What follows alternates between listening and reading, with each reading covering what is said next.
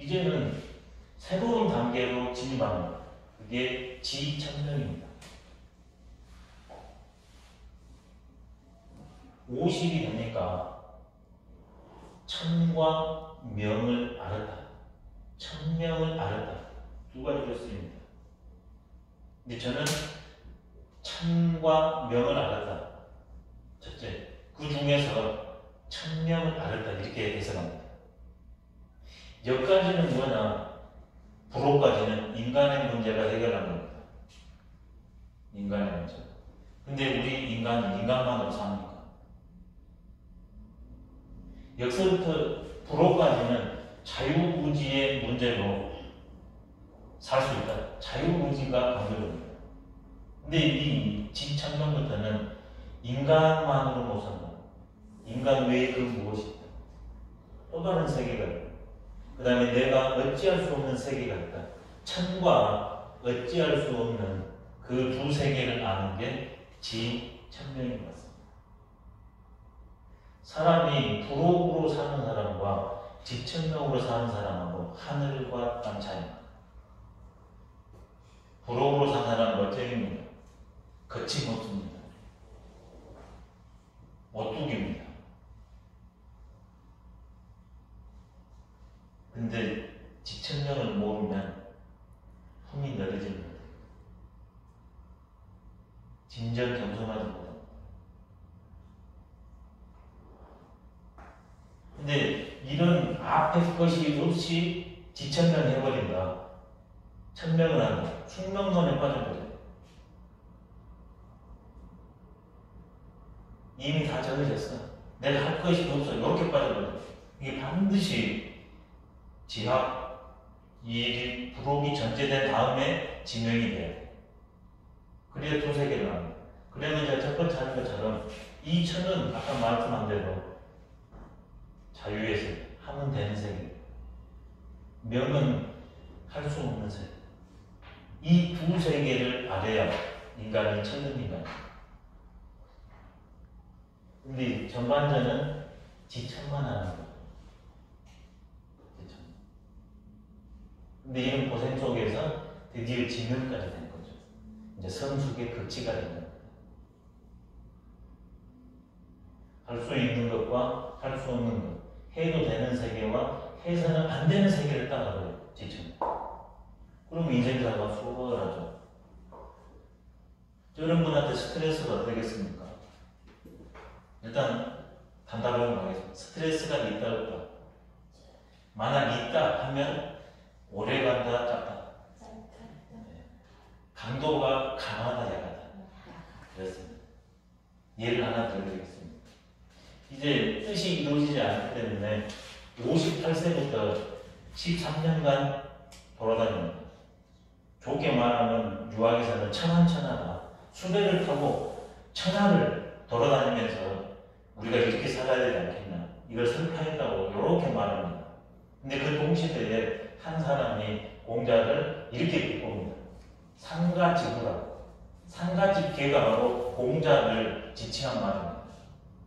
유학에서는 천안천하라고 그렇게 거부가는 천안천하를 말을 쓰는데 그 동시대에 또 다르게 방법을 통해서 인류를 구원하려고 했던 손자, 병법을 가지고서 세상을 구원하려고 했던 손자는 쓸데없는 될 수 없는 일을 한다고.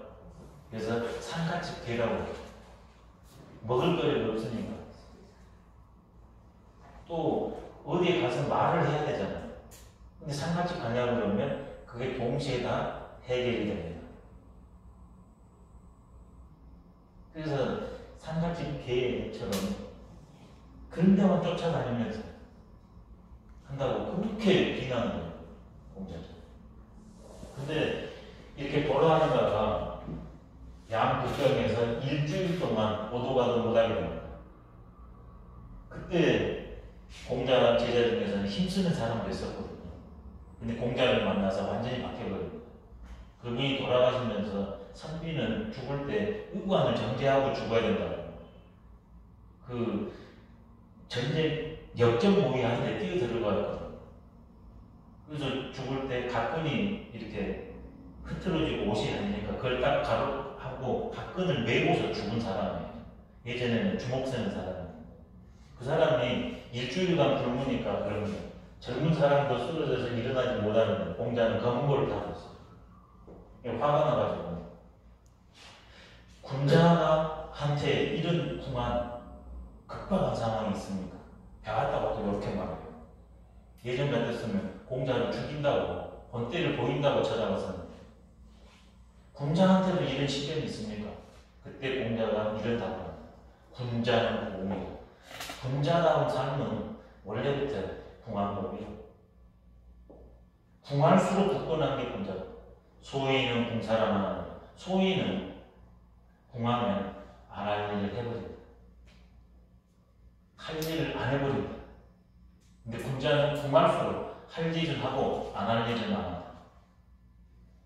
안 되고 해야 될 일은 하면 할 수 있어도 안 해서는 안 되는 걸 안 하는 거죠. 이게 공자거든요. 네. 지천명을 바르기 때문에 그게 가능합니다. 명을 몰랐다 이렇게 못합니다. 천만하겠습니다. 육식이 변화되려면 이순이다. 기가 순하다. 두 개로 쓰입니다. 하나는 좋은 소리도 오고 굳은 소리가 와도 단단하다. 순하게 그걸 다 소화한다.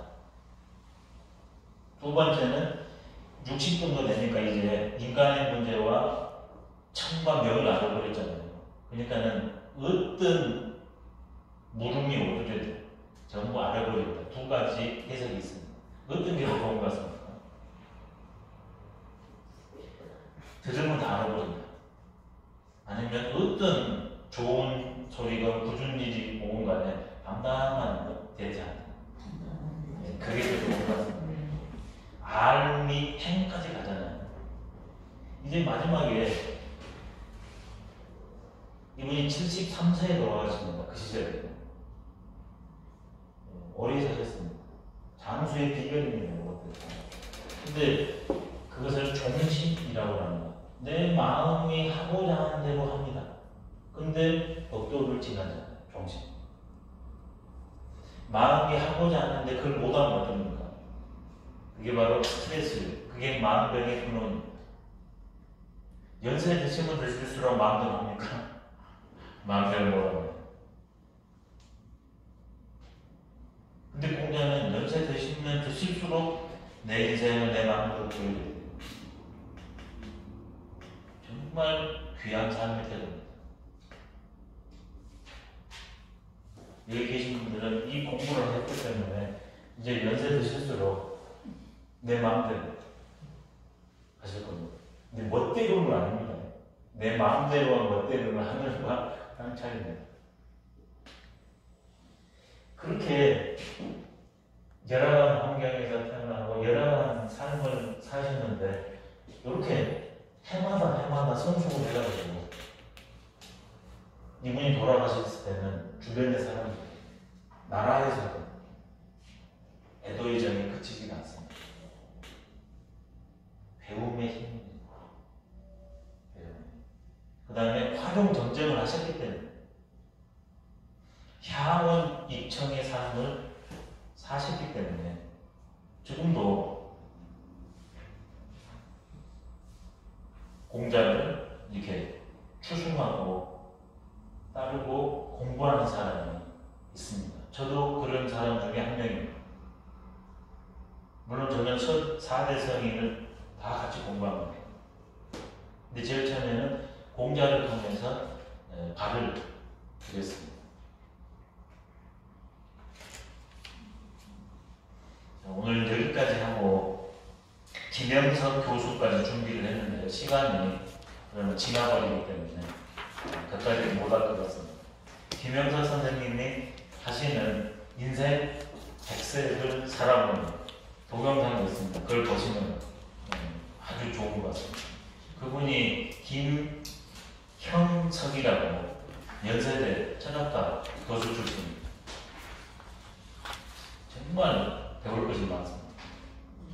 노년기 와서 다시 한번 확 자기 뜻을 펼치지 않습니다. 근데 이분이 이런 말씀을 했습니다. 내가 100세를 살아보니 내 인생에서 60부터 75세가 제일 좋은 거다.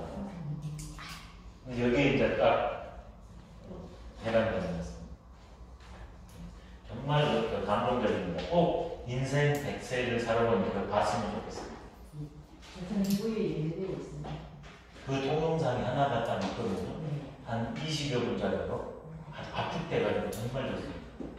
그냥 노년을 행복하게 건강하게 사는데 어떻게 하면 좋다는 그런 조언까지 여기서 다 나오고 있습니다.